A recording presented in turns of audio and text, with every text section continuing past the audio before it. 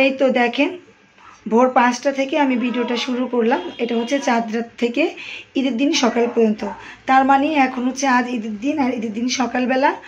তো আগের দিন রাতে হচ্ছে আমার মেয়ে, আমার ননাস, মানে আমাদের বাড়ির সবাই সারা রাত গরুকে পাহারা দেয়।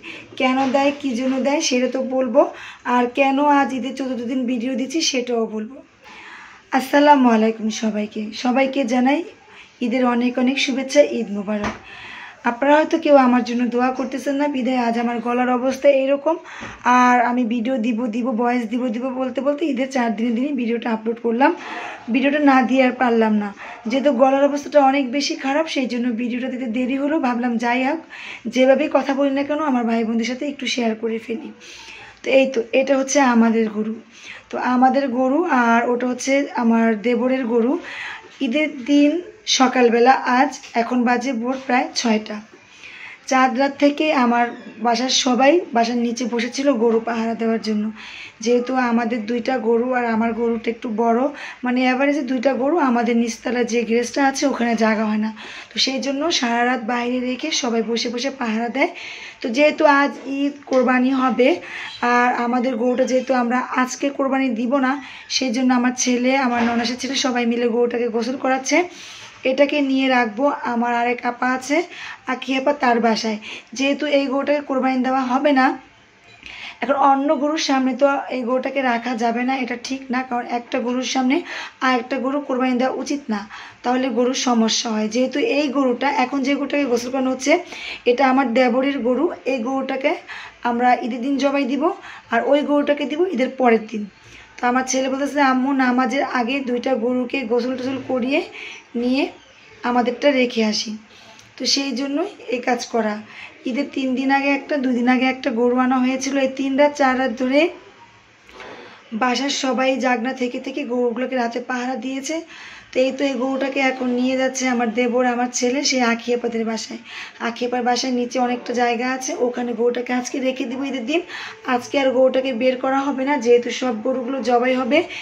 অন্য গরুর সামনে যদি এই গরুটাকে জবাই করা হয়, বা এই গরুটাকে রেখে যদি অন্য গরুকে জবাই করা হয়, তাহলে গরুর কিন্তু অনেক খারাপ লাগে, আর এই কাজটা কিন্তু মোটেও উচিত না। আর এই যে কুকুরগুলো সবসময় কিন্তু আমাদের পাশে পাশে, আমরা যখন যেখানে যাব সাথে কিন্তু ওরা থাকবেই। আমাদের কিছু কিছু ভিডিওতে লক্ষ্য করলেই কিন্তু আপনারা দেখতে পারবেন। তো এখন 6টা, সাড়ে 6টা বেজে গিয়েছে, যদিও সবাই ঘুমায়, তারপরও আখি আপাকে ডিস্টার্ব করতেছে গরুটা রেখে আসার জন্য। এই বাসায় রেখে দিয়ে এসে তারপরে আমার ছেলে আর সবাই যাবে নামাজে। তো গরুটাকে 2-3জন মিলে নিয়ে আসছিল, তারপরে গরুটা কিন্তু আনা সম্ভব ছিল না, কারণ গরুটা মানে খুবই দুষ্ট। এই তো আখি আপার হাজব্যান্ড গেট খুলে দিছে, এখন গরুটাকে রেখে তারপর ওরা রেডি হবে।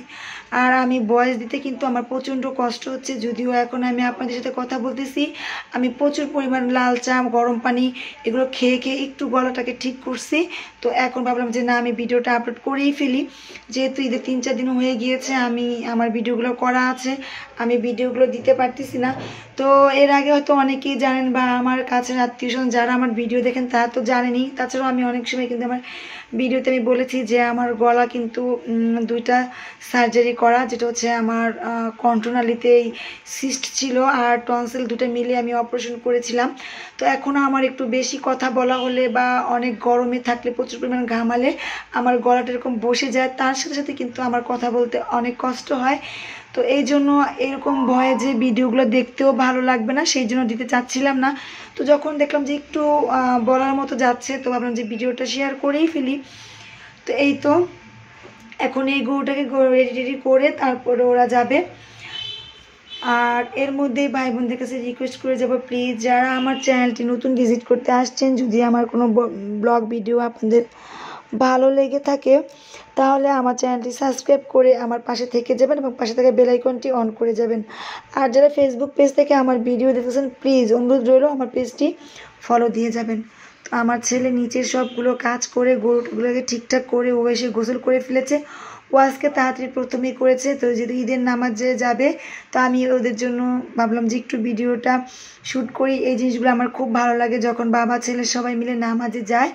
আর আমি যেহেতু ঈদের আগের দিন থেকে, 4 রাত থেকেই হচ্ছে ডেজার্ট আইটেমগুলো তৈরি করে ফেলি, এবার যেহেতু আমার শরীরটা ওরকম ভালো ছিল না, তো সম্পূর্ণ খাবারগুলো আমি আগের দিন তৈরি করতে পাইনি। মাঝে মাঝে রান্নাগুলোও করতেছি আর একটু একটু করে ভিডিওগুলো করতেছি, যে ওরা চলে যাওয়ার পরে আমি খাবারগুলো রেডি করে টেবিলে সার্ভ করব, যেহেতু কোরবানির পরেই কিন্তু সবাই খাবারগুলো খাবে। তো এই তো আমার হাজব্যান্ড, আমার ছেলে, আমার হচ্ছে ননাসের ছেলের সাথে আমার মেয়েও সবাই রেডি হচ্ছে। আমার মেয়ে শাড়ি পরেছে, আমার মেয়ে ঈদের প্রথম দিন শাড়ি পরে, তো এর আগে ঈদও কিন্তু পরেছিল। তো ওর একটা না একটা শাড়ি নতুন থেকেই যায়, যেটা পরা হয় না। তো আজকে এটাই ছিল ওর মানে রাখার নতুন শাড়ি। তো বললো যে এটাই শেষমেশ পরে ফেলে, এরপর তুমি আমাকে আরও শাড়ি কিনে দিবে। আর ওর শাড়ি পরতে খুব ভালো লাগে, ও শাড়ি পছন্দ করে। আচ্ছা, শাড়ি কিন্তু আমিও পছন্দ করি, আমার মেয়ে শাড়ি পরলে আমার খুব ভালো লাগে, কিন্তু আমি নিজের ক্ষেত্রে শাড়ি কিন্তু একদম পরতে পারি না। তো আমার শখগুলো কিন্তু আমার মেয়েকে দিয়ে পূরণ করি। এই তো খাবারগুলো রান্না হয়ে গিয়েছে, আমি একবারেই মানে সার্ভ করে দিলাম বড় বড় বক্সগুলোতে, যে এখন যারা যারা খাবে, আর বাকিগুলো পরে আমি ফ্রিজে রেখে দিব। আর যেহেতু শরীর ভালো না, ওইভাবে অনেক কিছু করতে পারিনি, তারপর যতটুকু করেছি আমি পায়েস করেছি, তারপরে হচ্ছে জর্দা রান্না করেছি, দই বড়া, এটা তো আমার প্রত্যেকটা ঈদে থাকবেই, আর এটাই আমার বাসায় সবাই পছন্দ করে। আর করেছি লাচ্ছা আর পুটিং। তো এই যে এখন হচ্ছে কোরবানি দিবে আমার দেবরের গরুটা, তো কষাইও চলে আসছে। আর সমস্যা হচ্ছে যে আমরা যদি একটু ভালো কষাই, যেগুলো হচ্ছে জাত কষাই, যে কষাইয়ের কাজ করে, ওরকম কষাই দিয়ে গরু বানাতে গেলে কিন্তু কষাই পাওয়া যায় না। আমার দেবরের গরুটা কিন্তু আমরা সকাল সকাল জবাই করতে পাইনি, অনেকটা সময় লেট হয়ে গিয়েছে। তারপর আলহামদুলিল্লাহ ওর কোরবানিটা সম্পূর্ণ হয়েছে। তো এর পরের দিন আমি আমার গরুটা জবাই করবো, সেই ভিডিওটা আপনারা পরবর্তী ভিডিওতে দেখতে পারবেন। আর হচ্ছে গিয়ে গরু যখন জবাই হয় আমি কিন্তু কাছে থাকি না, আমার ভালো লাগে না এই দৃশ্যগুলো দেখতে, আমার খুব খারাপ লাগে। তো যাই হোক, ওদের নিয়ে আমার অনেকটাই মানে যখন আমি অনেক কিছু চিন্তা ভাবনা করি, যা যদি গরু ছাগল কোরবানি না হতো তাহলে তো মানুষকেও হয়তো বা এরকম কোরবানি দেওয়া হতো, যদি ইসমাইল আলাইহিস সালামের কথায় আমরা ফিরে যাই। যাই হোক, আজকের ভিডিওটা আমি এখানেই শেষ করবো। আল্লাহ সবার কোরবানি কবুল করুন। আসসালামু আলাইকুম।